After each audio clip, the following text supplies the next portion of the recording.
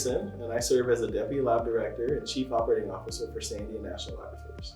It's a national security laboratory that has its history rooted in the Manhattan Project, which was the project that was initiated in the early 40s to develop the first atomic bombs.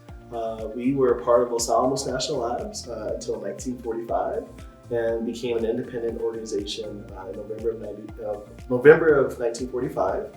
And our primary mission is rooted in engineering necessary to design nuclear weapons, and that was kind of what our history is all about. We are currently an organization of about 17,000 employees and contractors. We have an annual revenue of over $5 billion a year, and we have employees that range the gamut from engineers, scientists, business professionals, infrastructure professionals, all the types of disciplines that you might think about in a large organization. Our organization creates the opportunity for folks to live and work in multiple parts of the country. So that's a win for Sandia and for folks that want to live in different places. I've lived in DC area, so Washington DC. I lived and worked in the Bay Area, so we have a Livermore campus. I did spend some time in Chicago working for Argonne National Lab and then came back after that. We have made some significant advancements in our compensation over the last 3 years, and it's had a meaningful impact on our retention numbers. I think we're below 4% annual attrition rate, which is very healthy for an organization like ours. There's been a tremendous economic impact to not just Albuquerque, but the state, the work that we do here.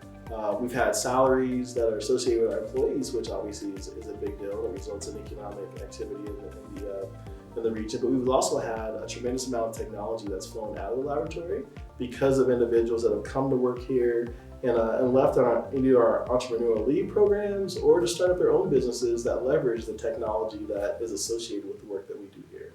That are changing kind of the world of national security. I guess the one that I'll mention is artificial intelligence, so AI. That's a topic that is hot and heavy in all technology discussions or industries across the globe. And we are leaning into leveraging the new capabilities associated with AI into the work that we do here at the laboratory. I would also say that there's a lot of work that's going into cryptology and understanding how those technologies can be applied to the work that we do in national security.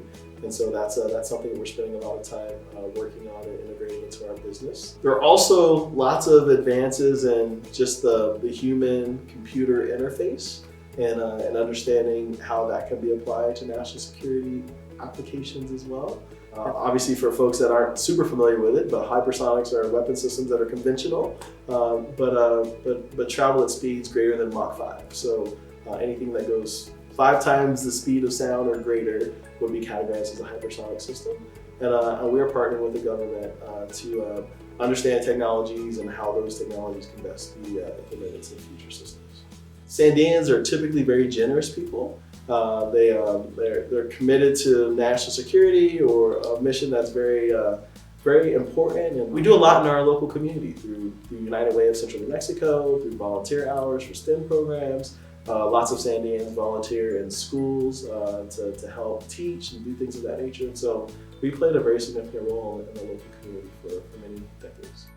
Positively, there have been several recent activities that I think are really rooted at addressing some of the challenges that we have in the community, like education, crime, housing, like things that when you're trying to recruit folks to the area that you need to work.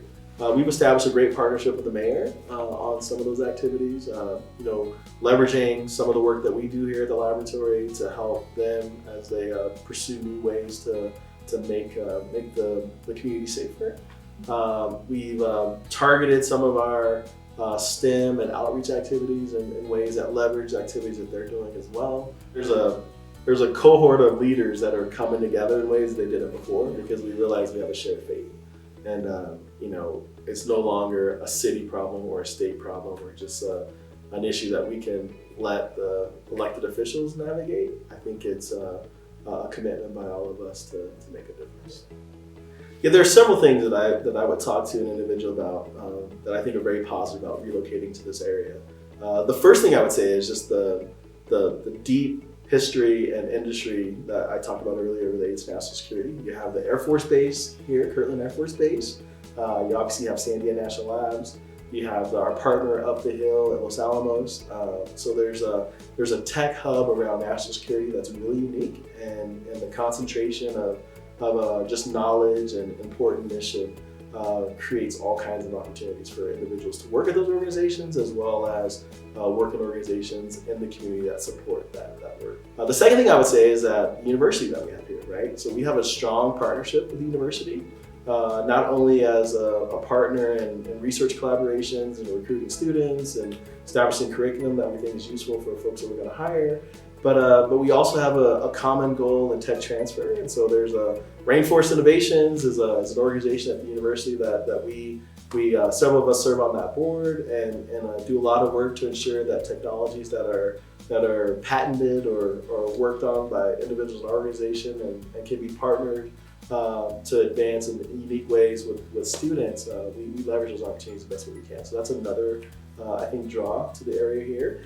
And I think New Mexico and Albuquerque is on the cusp of potentially growing like we've seen some of the other southwestern cities in the United States. You know, I think of Phoenix, I think of Austin, I think of Dallas and places that are in this region. I think we have plenty of tech and industry base that could build a really cool future. So I think there's a lot to look forward to in the area.